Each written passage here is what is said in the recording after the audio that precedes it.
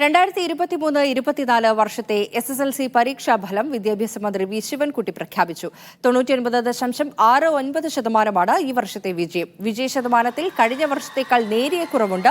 71,831 പേർ full A+ നേടി. മലപ്പുറം ജില്ലയിലാണ് കൂടുതൽ A+ ഉള്ളത്. കോട്ടയമാണ് വിജയശതമാനം ഉയർന്ന ജില്ല. പുനർമൂല്യനിർണ്ണയത്തിനുള്ള അപേക്ഷ നാളെ മുതൽ സമർപ്പിക്കാം. സേ പരീക്ഷ മെയ് 28 മുതൽ ജൂൺ 6 വരെ നടത്തും.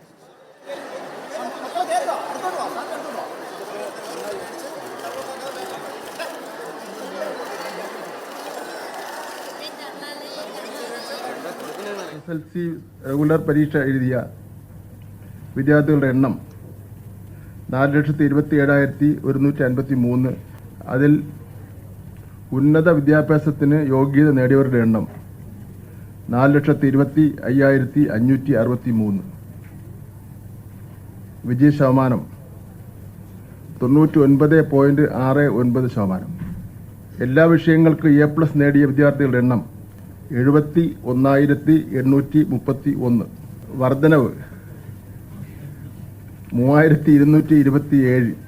SSLC പരീക്ഷയിൽ വിജയശതമാനം ഏറ്റവും കൂടുതലുള്ള റവന്യൂ ജില്ല കോട്ടയം 99.92%. വിജയശതമാനം ഏറ്റവും കുറവുള്ള റവന്യൂ ജില്ല തിരുവനന്തപുരം 99.08%. വിജയശതമാനം ഏറ്റവും കൂടുതലുള്ള വിദ്യാഭ്യാസ ജില്ല പാല 100%. ഏറ്റവും കൂടുതൽ വിദ്യാർത്ഥികൾക്ക് എല്ലാ വിഷയങ്ങൾക്കും A+ കിട്ടിയ വിദ്യാഭ്യാസ ജില്ല മലപ്പുറം